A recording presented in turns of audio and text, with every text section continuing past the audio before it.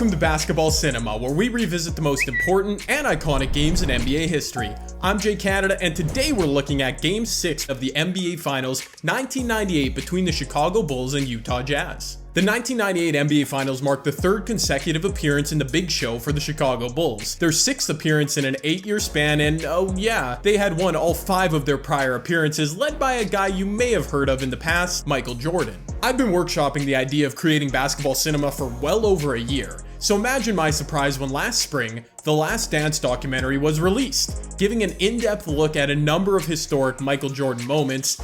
Kinda stealing my thunder there, Netflix. If you haven't seen The Last Dance yet, obviously I highly recommend watching it. They had much more time than I do today to really dive deep on the backstory to this game. With that being said though, here's the most important details. As explored deeply in the documentary, the 1998 Chicago Bulls season had a shadow of doom hanging over its head right from day one. As prior to the season, general manager Jerry Krause declared that head coach Phil Jackson would not be returning after this season. This was mostly due to personal petty beef, and the fallout of that declaration from Krause was Michael Jordan saying he wasn't going to play for any coach other than Phil Jackson. In addition, Scottie Pippen had been disgruntled due to being vastly underpaid at the time and being rumored to be on the trade block after the 1997 season. This led to Pippen delaying needed foot surgery until the season started, which caused him to miss all but 44 games of the season and to demand a trade from the Bulls publicly. So yeah, a lot going on in Chicago prior to the 98 season. Also, Dennis Rodman was there too, so you know,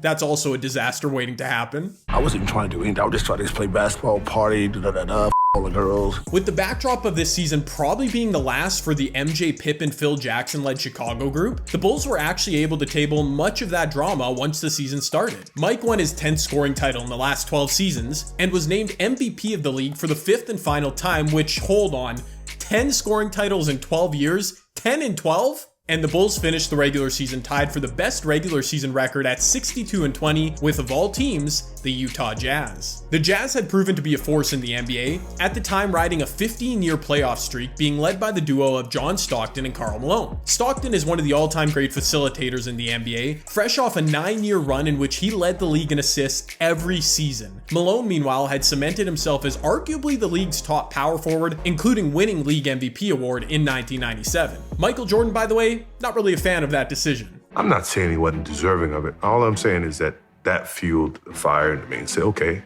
you think he's the MVP? Okay, fine, no problem. Now that I've mentioned his name for the first time, let me just say now with regards to Karl Malone. When I cover a game on this channel and talk about a certain team and certain players' successes or failures on the court, I'm specifically talking about them as a basketball player. Please don't think it's an endorsement from me of any player's off-court actions. Chicago got out to a 3-1 lead in the series, highlighted by a 42-point drubbing of the Jazz in Game 3. But Utah wasn't going down without a fight. Malone poured in a game-high 39 points at the United Center in Game 5, and the series was heading back to Utah with the potential for 2 games on the Jazz home floor to determine a champion. The greatest NBA dynasty of the past 30 years had a chance for one final tango on the biggest stage in 1998. Led by Michael Jordan, Scottie Pippen, and Phil Jackson, could the Bulls waltz their way into the history books with another three-peat? Let's take a trip to Salt Lake City, where the Bulls took on the Utah Jazz June 14th, 1998, and witness for ourselves the choreography of that historic Last Dance. We start the broadcast of one of the most legendary games in NBA history, with Bob Costas and the NBA on NBC crew making Antoine Carr look like a superhero. What a start. No team has ever come back from a 3-1 deficit to win the NBA Finals. Oh, Bob Costas, you silly goof. Go check out the previous Basketball Cinema episode to find out just how wrong you are. Okay, just one more thing I need to mention from the preamble prior to tip-off. Doug Collins explains how the Jazz made an adjustment in Game 5 to get more shooting around Karl Malone. Look at the spacing. More shooting apparently meant having 3 guys inside the three-point line, ready to step in for a deep 17-foot jump shot. I'm sorry, that just blew me away. 1998 was a crazy time, man. Scottie Pippen opened the scoring for the Bulls on a dunk from deep post position, and also opened with Bob Costas choosing violence against poor Luke Longley. Longley, who has contributed little offensively. and has been abused defensively by Malone. Karl Malone hit his first shot of the evening with a patented turnaround mid-range jumper. Something that jumped off the screen for me immediately with this game is just how different a game it was. Watch how the Jazz defend Ron Harper. My guy is catching the ball on a swing 2 steps inside the three-point line, and he's not even close to being a threat. Tony Kukoc got started early, converting 2 of his first 3 attempts from the field. Kukoc, a 6'10" point forward with shooting range, would be perfect for a current-day NBA team. Michael Jordan, he also might look pretty good on a current-day team. He got on the board for the first time 4 minutes into this one with a mid-range jumper. And in case you're new to MJ, you're going to see approximately 95 middies from him in this game. That's only a slight hyperbole. Something that absolutely took me off guard was that Dennis Rodman didn't start this game for the Bulls, nor did he start for the entire finals. Who am I to doubt the great Phil Jackson and his coaching methods? I guess starting the tall white dude who couldn't move instead of Carmen Electra's husband is a galaxy brain move. Scottie Pippen once again operating out of the post gave him an early 4 points, but there wouldn't be much more for the Pitmeister. A great sign for the Bulls was that Michael was stroking it early in the game, knocking down a deep 3 from the wing to give him an early 5 points. And hey Jazz, yeah, you might actually want to guard Ron Harper when he's literally right under the basket. Just an idea, you know. Take it or leave it. About 7 minutes in, Scottie Pippen not only left the floor for the Bulls, but actually headed straight to the locker room. As if Michael Jordan needed any more shine on his legacy, Game 6 against the Jazz was played with a literally hobbled Scottie Pippen, who had been dealing with back issues throughout the series, and basically couldn't move on the court at this point. Scottie was a non-factor in Game 5, shooting just 2 for 16 from the field, and with all due respect to the great player Pippen was, MJ was a lone star trying to gun down the Jazz. The Bulls had a quick 9-point lead in the first quarter, but Jeff Hornacek got busy with 9 points of his own in the frame to help bring the Jazz back. Hey look, it's the superhero Antoine Carr doing something. Good for you, Antoine. But the real key for Utah in flipping the script early on was Karl Malone waking up and scoring 7 of 8 points to close the first quarter, and doing so on a jumper in the paint, a floating jumper in the paint, and a jumper from the edge of the paint.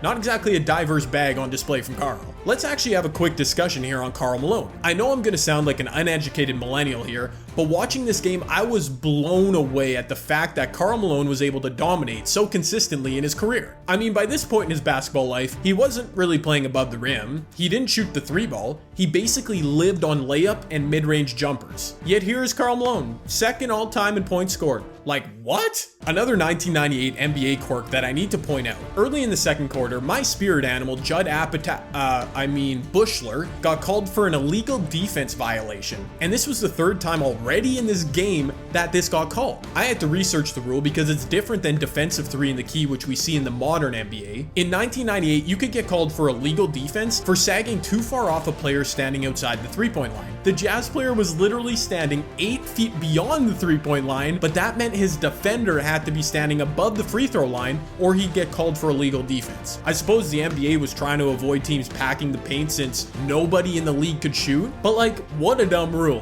Hey 1998 NBA, why don't you just learn how to shoot so you actually have to be defended? My guy Judd recovered from being called on the worst rule in NBA history and showed he wasn't a freak or geek, knocking down a jumper to bring the Bulls to within 2 points. Steve Kerr then got tagged for an offensive foul, and Steve laughed about it, just laughing away.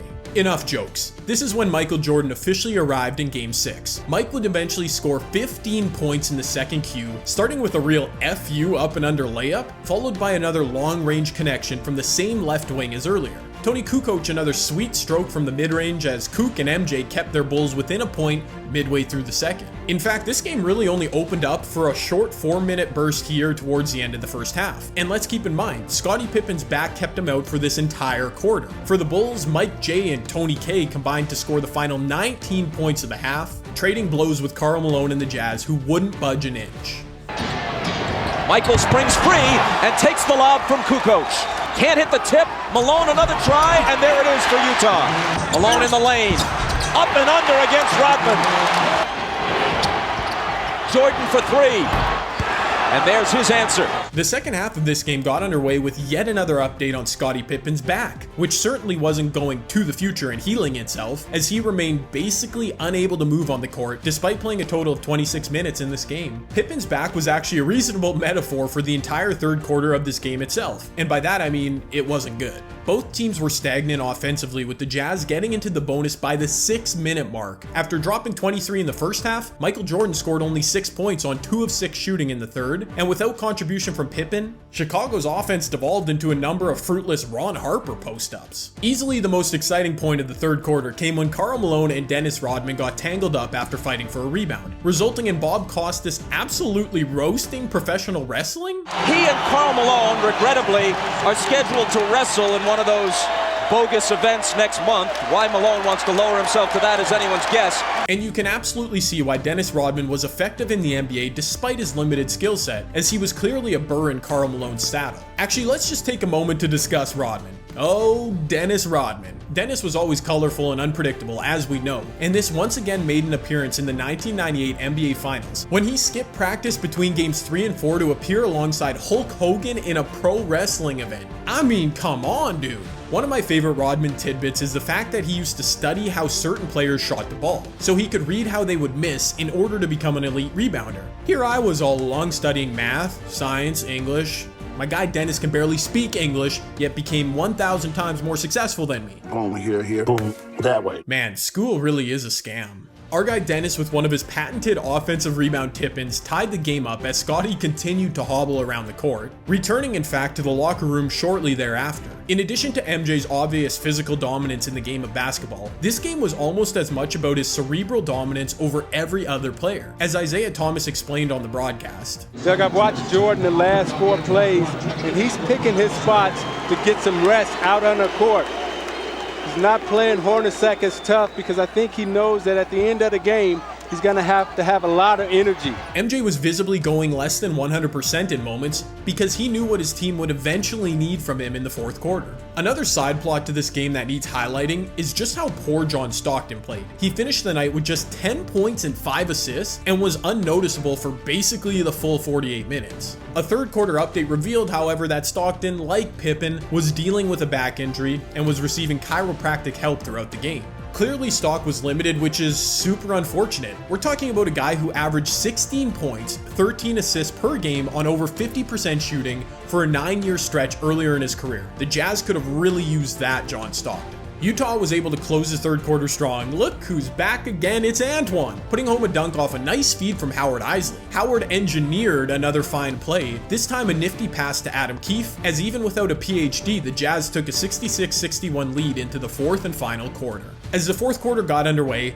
you could tangibly feel the difference in approach from the man Reggie Miller once called Black Jesus. Michael took a straight line to the rim on his first touch of the fourth and converted both free throws, and on the Bulls' second possession, he took one of his 3 million mid-range faders of the quarter and smoothly knocked it down. Again, that was barely an exaggeration. MJ took 10 of the Bulls' 16 field goal attempts in the deciding quarter of this game. He also made his way to the free throw line 8 times. As basketball fans, we've seen a number of different superstars take over games in unique and special ways. Without his secondary shot creator on the floor though, Michael Jordan had a singular focus down the stretch in Game 6. Score, and score. Dennis Rodman was peak Dennis Rodman for a sequence after tearing down a defensive rebound, then hitting a 20-foot jumper from out of nowhere. Yes, Dennis, I think we're all just as shocked that you did that too. An interesting moment came with a shade under 10 minutes remaining in the game. Chris Morris with a nifty finish on the reverse to give Utah a 3-point lead, and coming out of the ensuing timeout, Phil Jackson sat Michael Jordan. As always, we know coaching moves can make or break championship teams, and I guess we should have known by this point to never doubt the Zen Master.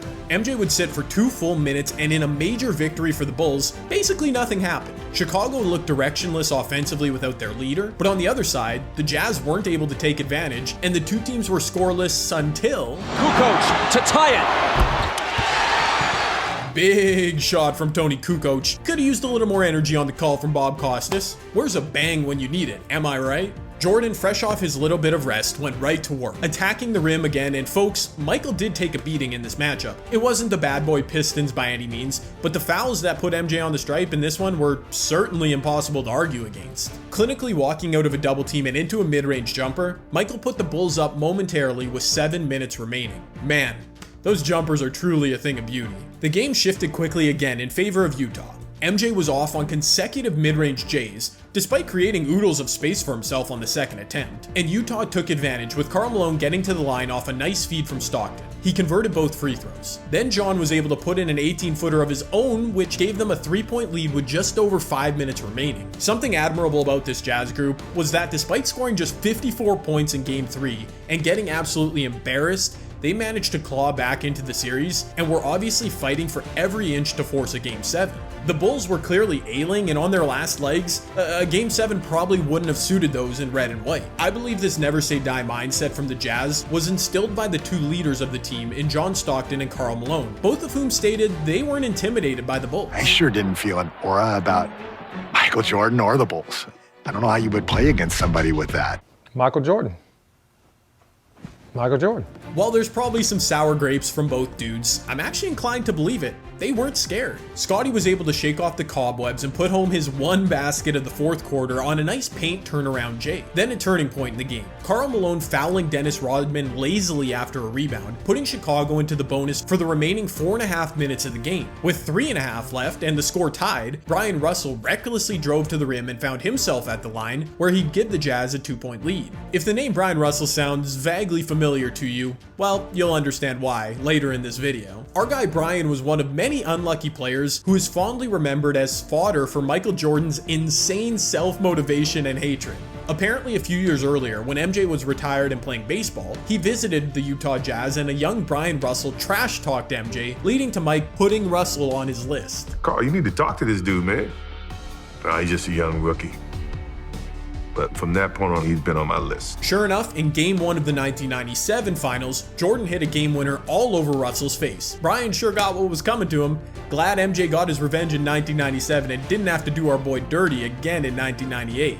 Michael came up well short on his only 3-point attempt at the final frame. The Jazz went to their bread and butter with Malone hitting a midi off a pick and roll with Stockton. Brian Russell gave Jordan a bump, but because the Jazz were in the penalty, that sent Mike to the line to shoot 2. Now let's back this possession up, because I want to point out where I think Utah made a fatal strategic mistake down the stretch. When their possessions broke down like this one, the Bulls defaulted to a simple 4-out, 1-in shell, leaving Michael to isolate against Brian Russell. Jeff Hornacek for the Jazz appears to be doing the right thing, showing a defender to discourage Michael from driving middle. But his matchup is Scottie Pippen. We've established that Pippen was visibly unable to do anything in this game. The only card for the Bulls to play down the stretch was Michael Jordan. Everyone on the planet knew this. This should have been an instant double team every time Michael caught, even before he dribbled. Defensively, the Jazz acted like Scottie Pippen had the ability to beat them from 25 feet out when it was clear he couldn't. That's just absolutely baffling to me. With 90 seconds left, Michael Jordan once again came up well short on a well-defended mid-range jump shot, and the Jazz took possession with a chance to extend on their 2-point lead. After a ball out of bounds, the Bulls completely fell asleep defensively on the inbounds. John Stockton wide open. Stockton for 3! That would have been a dagger in Chicago's heart. Yes, it would have been Bob Costas. As if scripted, the Jazz failing to seize their own destiny cost them, as Michael drove baseline, took a big hit, and was sent to the line. Jordan unsurprisingly converted both free throws. He went 8 for 8 from the stripe in the fourth, and tied the game with just under a minute remaining. Utah, as always though, had a response on the other end. Cross-court Stockton, a 3! It's there! Indeed, a massive connection from John Stockton from deep to give the Jazz a 3-point lead with 40 seconds remaining. But I do have to shout out Karl Malone on that play, as he assessed the lazy Bulls double team with patience and dropped one of his 7 dimes perfectly over to Stockton. With victory so nearly in their grasp, the Jazz had one job: stop Michael Jordan. And yeah, that didn't work so well, as once again, Jeff Hornacek made the choice to stay close to Scottie Pippen on the 3-point line instead of doubling, even though Pippen was standing 35 feet from the rim having a cigarette. Man, the Jazz defense really bothers me. And a perfectly executed 2-for-1 left the Bulls down by a single point, but set up to get the ball back for the final shot. Now there's a lot to unpack about the final 18 seconds of this Game 6 between the Bulls and Jazz. But to do the game justice, we've simply got to watch greatness together. Malone is doubled. They swat at it and steal it. Here comes Chicago. 17 seconds. 17 seconds from Game 7 or from championship number 6. Jordan, open, Chicago with the lead!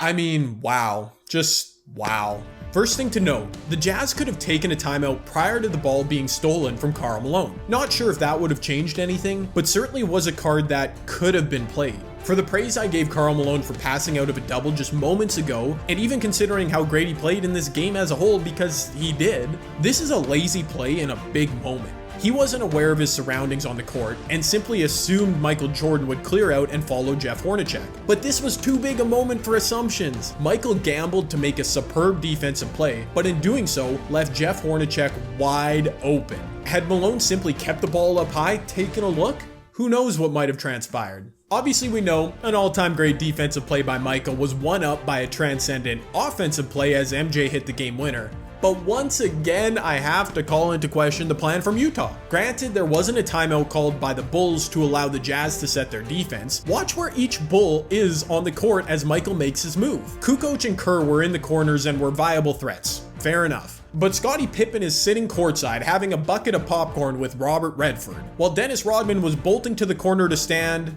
right beside Tony Kukoc. By the time Mike raised up for the iconic jumper, the Jazz had built a wall of defenders in the paint, but had nobody even thinking about helping poor Brian Russell against the best player in the world. It's a shame, Utah. Really is. I mean, this isn't really even hindsight. The Bulls in the moment knew what was going down. Man, I knew he's gonna shoot this. He is not gonna pass this ball. And Scottie, well, he wanted no parts of it. Get the hell out of the way on the thing I was thinking. Oh, and also, yes, I do believe Michael Jordan illegally pushed off on Russell to get free, but newsflash, this wasn't a mid-November game against the Hawks at Phillips Arena. This was the freaking NBA Finals. Never in a million years would or should that call have been made. Alright? Interestingly enough, Michael Jordan's clock management skills were as good as most NFL coaches, as he did leave the Jazz with enough time to win the game themselves. But John Stockton's great look at a three rimmed out, and the rest was history. You raised those 6 fingers, MJ. Yeah! At this point in our basketball cinema episodes, I transitioned the conversation to the legacy of the game we're covering.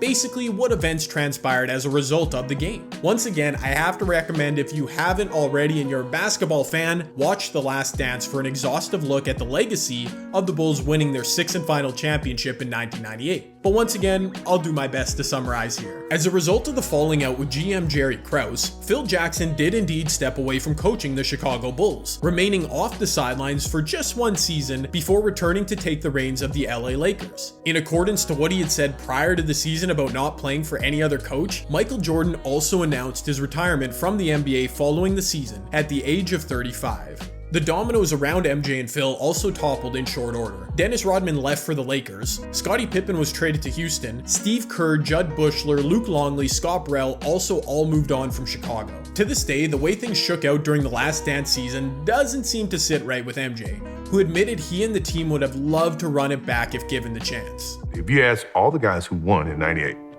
Steve Kerr, Judd Buechler, blah, blah, blah, we give you 1-year contract to try for 7. You think they would have signed? Yes, they would have signed. Would I sign for 1 year? Yes, I would have signed for 1 year. And whether or not they could have won a 7th is purely a mystery at this point, but I'm sure plenty of Bulls fans feel the same way Mike does on the whole situation. It's maddening, because I felt like we could have won 7. I really believe that. We may not have, but man, just not to be able to try, that's something that, I just can't accept. When you look at the 1998 Bulls with the lens of Michael Jordan saying he wished they could have tried for a 7th ring, it's hard not to punch the air just a bit, as it was a ton of hurt feelings from the front office that led to the demise of the Bulls. I mean, it's just so dumb. But at the same time, Scottie Pippen was beginning to break down. Dennis Rodman's best days were behind him, and even the great Michael Jordan was getting older and probably a bit slower. There was absolutely zero guarantee that they would have gone 7 for 7 had they followed up for one more run. Part of the ultimate sparkle on Michael Jordan's resume as the greatest who ever lived is the fact that he was perfect in the NBA Finals. 6 appearances, 6 victories, 6 Finals MVPs. Personally, I scoff at the idea that losing in the finals tarnishes a player's legacy, but I also have to admit that MJ and the Bulls going out on top, untouched for an entire decade outside of the seasons Mike stepped away from the game, I mean, that's pretty epic. On the other side, the Utah Jazz core with John Stockton and Karl Malone would remain relevant for the next few years, including Malone winning his 2nd league MVP in 1999. But playoff success started to evaporate as the new era of the league started to take over in their place. John Stockton retired after the 2003 season, while Karl Malone lasted through 2004 chasing a ring to no avail with the LA Lakers. Both legends of the game now find themselves in the Hall of Fame, but both ringless despite having 2 cracks to dethrone the dynasty from the Windy City.